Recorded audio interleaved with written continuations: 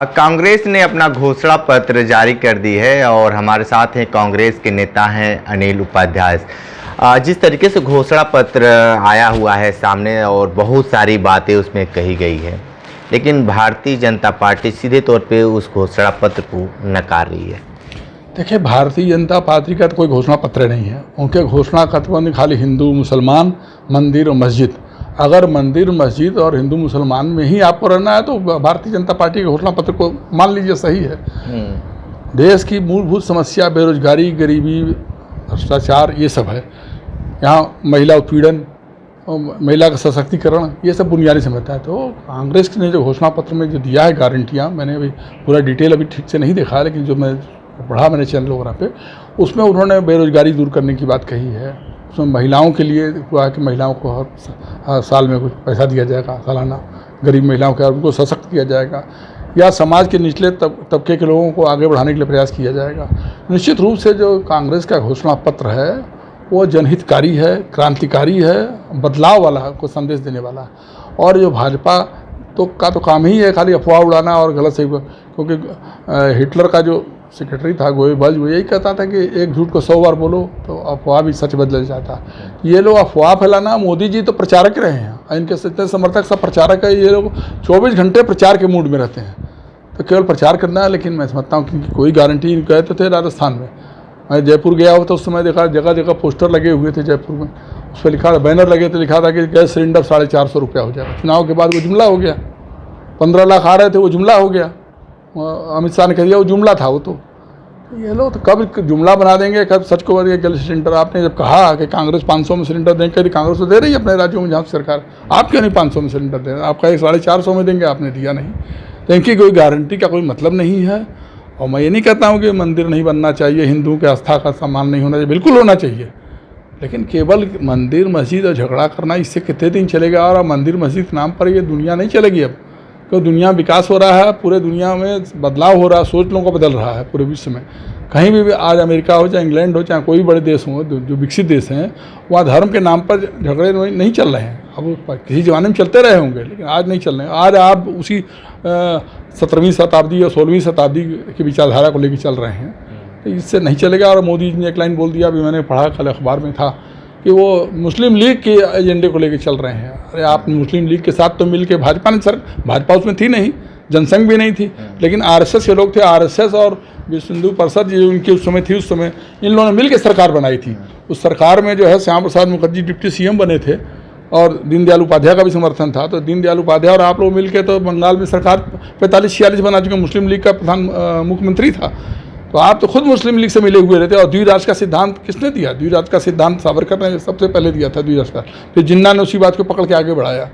अंग्रेज यही चाहते थे कि हिंदू मुसलमान झगड़ा करे, उन्होंने देश को बांट दिया तो हिस्से में। तो आप नेहरू को दोष देना, गांधी को दोष देना, और आपने किया कुछ ने 42 के आंदोलन में भी आप देश की आज़ादी में सहयोग नहीं किया। ठीक है, लेकिन आज ही इसके न्यूज़पेपर में दिया है कि यूपी में 2 लड़कों का फ्लॉप फिल्म रिलीज हुआ है, मोदी जी बोल रहे हैं। क्या कहेंगे इस पे आप? ये फ्लॉप अगर है तो अखिलेश यादव 130-125 से ऊपर विधायक उनके आए कि नहीं अखिलेश यादव के?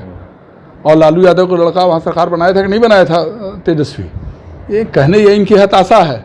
ये खाली अफवाह बनाने और अखबारों से मिलके खाली हेडिंग लगवाना, ये हेडिंग की राजनीति करते हैं। चाहे वो आपके योगी आदित्यनाथ हों, ये जिनका नाम अभय सिंह बिष्ट है, ये हों, चाहे मोदी जी हों, चाहे इनके जितने लोग हों। अरे आप पार्लियामेंट में जाकर रो रहे थे कि मुझसे मेरे साथ बड़ा ये हो रहा है। आप वही काम कर रहे हैं, तानाशाही आपने कायम कर रखा है, मोदी जी ने भी कायम किया है।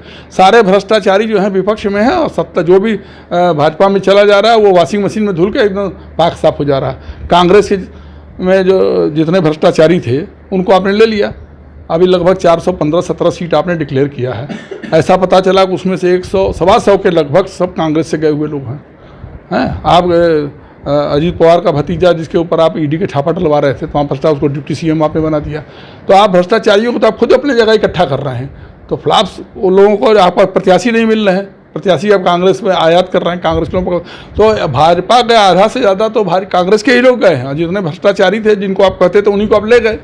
तो अच्छा है, कांग्रेस की सफाई हो गई। हम तो अच्छी बात है। एक चीज़ बताइए कि बनारस से प्रधानमंत्री नरेंद्र मोदी चुनाव मैदान में है और कांग्रेस से अजय राय, क्या मानते हैं?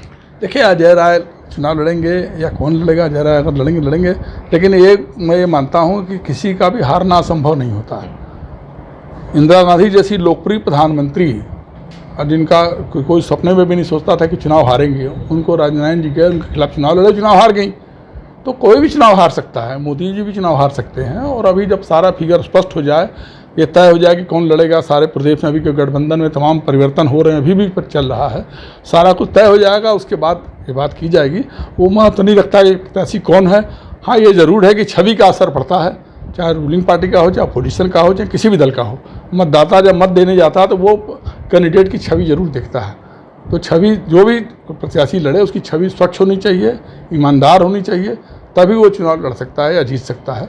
चुनाव में क्या होगा, अभी बहुत समय है। बनारस का चुनाव 1 जून में है, अभी लगभग 2 महीने का समय है, तब तक क्या होगा देखा जाएगा अभी। लेकिन ये जरूर है कि इंडिया गठबंधन राहुल गांधी के नेतृत्व में तेज़ी से आगे बढ़ रहा है, इंडिया गठबंधन के समर्थन बढ़ रहा है। और ये तेजस्वी और अखिलेश यादव और केजरीवाल और तमाम जो महाराष्ट्र में जो जितने लोग हैं, उद्धव ठाकरे, इन सबके मिल जाने से, सबके एक जगह हो जाने से वोटों का पोलराइजेशन एक जगह हुआ। इससे भाजपा घबराई हुई है। भले ही वो कुछ भी बोले, लेकिन भाजपा जान रही है कि हमारी सीटें कम हो रही है और वो 150 को पार नहीं जाने वाले हैं। 400 पार तो बहुत दूर की बात है, 150 पार चले जाए, मैं समझता बहुत महत्वपूर्ण है। 100 से 150 के बीच में ही भाजपा रहेगी। जो विकास का पुल ये लो बांधे हैं, क्या है 24 में धराशायी हो जाएगा? 24 में धराशायी हो जाएगा क्या? ये विकास किया ही नहीं इन्होंने। बेरोजगारी चरम पर है। आप 45 सालों में सर्वाधिक बेरोजगारी समय है। पेंशन आपने बंद कर दिया। भाजपा सरकार थी अटल बिहारी वाजपेयी की 2004 में। पेंशन कोई वो कृपा नहीं है। जो आदमी 30 साल 40 साल किसी ऑर्गेनाइजेशन में काम करता है, उसके बाद उसको सामाजिक सुरक्षा है। एक व्यापारी अपना व्यापार करता है तो उसका व्यापार आगे बढ़ जाता है, उसके लड़के फिर व्यापार को देखते बढ़ते हैं। लेकिन नौकरी करने वाला आदमी, जो साधारण आदमी 20-25 हज़ार 25 हज़ार महीना पा रहा है, वो 10-20 हज़ार अगर पेंशन पाता है तो उसी से उसका परिवार चलता है, वो उसका सम्मान रहता है, उसी से वृद्धावस्था में उसी उसका खर्चा चलता है। या तो आप इस देश में चिकित्सा शिक्षा सब फ्री कर दीजिए ताकि किसी को पैसे की जरूरत ना रहे। तो ऐसा तो कुछ है नहीं। आप जानते हैं इस देश में अभी तक शिक्षा और स्वास्थ्य पे एकदम ध्यान नहीं दिया गया। कोरोना काल में जो स्वास्थ्य की स्थिति थी, इतने लोग मरे और चिकित्सा सुविधा में ऑक्सीजन नहीं मिल रहा था, तो उसी में पोल खुल गया यहाँ विकास का। ये क्या विकास हुआ? इंजेक्शन जो लगाए गए, वो इंजेक्शन भी टेस्ट नहीं किया गया, उसके साइड इफेक्ट पड़ा, तमाम लोग को हार्ट अटैक हो गया, हार्ट फेल से मर गए लोग, बहुत से लोग। वो इंजेक्शन भी अखबारों के माध्यम से आया था तमाम, उसमें भी जो है गोलमाल हुआ है। वो इंजेक्शन बिना पूरी जांच कराए हुए, उसमें भी इलेक्ट्रॉनिक बॉन्ड में उनसे चंदा लिया गया है और वो ज़बरदस्ती इंजेक्शन सबको लगवाया गया कि जो इंजेक्शन नहीं लगाएगा कोरोना वाला, वो सुरक्षा वाला, वो तो विदेश नहीं जा सकता। तो इस तरीके का जाल बुना गया ताकि वो लोग फंस के उसमें मजबूरी इंजेक्शन, उसमें भी बड़ा भ्रष्टाचार हो गया, दवा का घोटाला बहुत हुआ। तो इस तरीके से जो गड़बड़ियाँ हो रही हैं और जिस तरह के गड़बड़ी, इस देश के साथ बड़ी चिंताजनक स्थिति है। रोजगार लोगों को मिल नहीं रहा है, घर घर बेरोजगारी फैल चुकी है। आपने आर्मी एक हमारे देश की थी जो सशक्त थी, उस आर्मी को भी अग्निवीर योजना ला के आप कमज़ोर बना रहे हैं। 4 साल का कॉन्ट्रैक्ट दे रहे हैं आप। जो MP MLA बन जाएंगे वो भले 6 महीने के लिए ही बन जाएँ या 1 दिन के लिए बन जाए, उनको तो पूरा पेंशन मिलता रहेगा।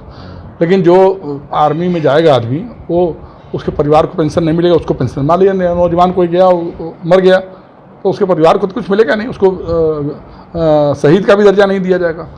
तो ये तो बड़ा दुर्भाग्यपूर्ण है। भारत जैसे इतने फैले भूभाग वाले, जिसकी सीमाएं इतने दूर तक फैली, एक तरफ चीन है, एक तरफ पाकिस्तान है, एक तरफ बांग्लादेश है और तमाम म्यांमार तमाम देश हैं। तो ऐसे फैले भूभाग वाले सीमा पे और हिंद महासागर में खुला हुआ हमारा है। हमारी सेना बहुत मजबूत होनी चाहिए। ये नरेंद्र मोदी की सरकार सेना को भी कमज़ोर कर रही है और केवल पुरानी बातों को उधारती है कि नेहरू जी के ज़माने में वो ज़मीन चली गई, वो चली गई। आप अपने ज़माने में क्या किए ये बताइए। आप तिब्बत में कितनी ज़मीनें बॉर्डर पे चली जा रही हैं। अरुणाचल प्रदेश में चीन बढ़ता चला जा रहा है, कब्जा अपने गांव बसा दे रहा है, वो आपको नहीं दिखाई दे रहा है। खाली दूसरों पे आरोप लगाना और हिट एंड रन करके बात को कह के आगे बढ़ जाना, अफवाह फैलाना। ये अफवाह फैलाकर ये सरकार बहुत दिन तक नहीं चल। जनता समझ चुकी, जनता की मूलभूत समस्या बेरोजगारी है, गरीबी है, भ्रष्टाचार है, जिसकी तरफ अब जनता ध्यान दे रही है और मैं समझता हूँ कि इस चुनाव में इनको बाहर कर देगी सत्ता से। ठीक है। तो तो अनिल उपाध्याय जी को सुन रहे थे। चुनाव पे बहुत सारी इन्होंने बात बताए हैं, लेकिन भारतीय जनता पार्टी जिस तरीके से विकास की बात कर रही है, लेकिन सीधे तौर पे कांग्रेस नेता ने उसे नकार दिया है। अगर उन्होंने विकास किया होता तो इस तरीके की बातें नहीं कहनी पड़ती। सीधे तौर पे ये भी ये कह दिए हैं कि जो 400 के पार के नारे लगाए जा रहे हैं वो 150 में ही सिमट जाएंगे। विशेष रिपोर्ट कर रहे थे, तो हमारे साथ बने रही कांडी बनारसी के साथ में दीजिए इजाजत। नमस्कार।